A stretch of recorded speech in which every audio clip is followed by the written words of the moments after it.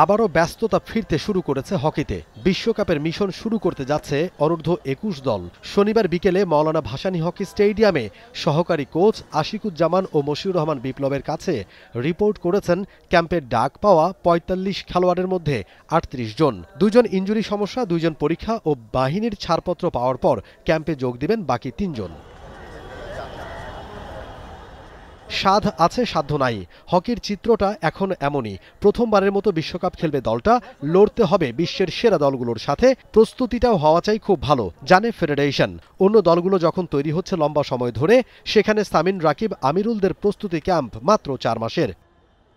এই ধরনের একটা টুর্নামেন্ট খেলতে গেলে একটা মিনিমাম এক বছরের প্ল্যানিং করা উচিত। এখন হকি ফেডারেশন আমাদের অর্থায়নে খুব সমস্যা ছিল। আমাদেরকে দুইটা চয়েস করা রাখছিল। চয়েসটা হলো আমরা কি বিদেশে গিয়ে খেলবো, না আমরা দেশে থেকেই ক্যাম্প করব। So at the end of the day আমরা বিদেশে যে খেলবো প্রাধান্য পাইছে।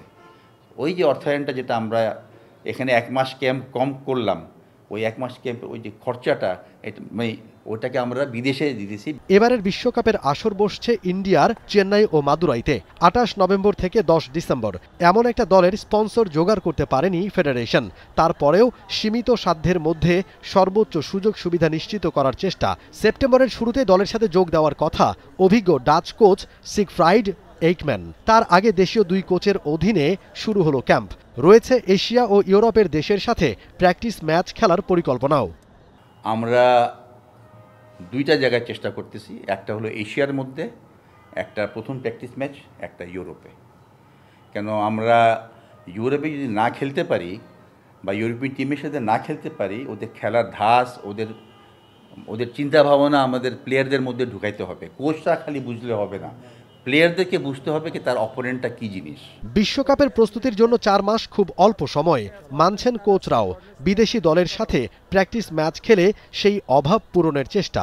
আরেকটু আগে সময় পেলে ভালো হতো, বাট যেটুকু সময় পাওয়া গেছে যদি প্রপারলি কাজে লাগানো যায়, প্ল্যানিং করে অবশ্যই ভালো ফল পাওয়া সম্ভব।